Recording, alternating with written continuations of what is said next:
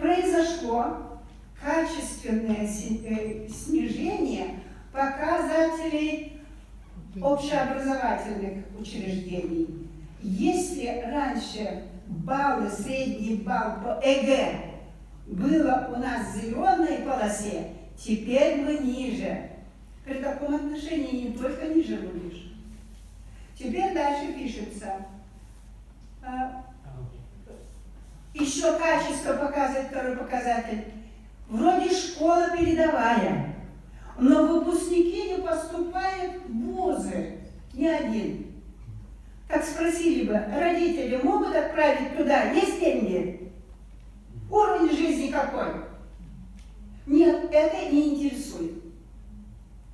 Поэтому общественность, не надо говорить, что вот плохо работает и так далее, они выполняют свою работу, которую им дали.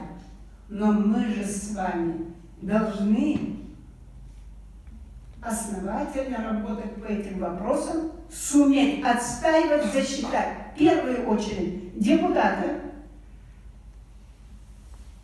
специалисты, ну, кто как может. Если бы межотраслевой баланс разрешили бы, ну, с удовольствием я помогала. Но этой возможности нет.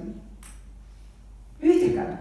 Поэтому не надо никогда говорить о том, что вот нам специально так делать и так далее. Существующая вертикаль власти управляет так. Значит, мы должны что делать? Доказывать свои права в пределах Конституции. А Конституция дает права защищать. Поэтому нам необходимо консолидироваться, как нас Идалхан говорит, и нам необходимо защищать интересы республики, народа, каждого ребенка, каждого жителя. Все, на все.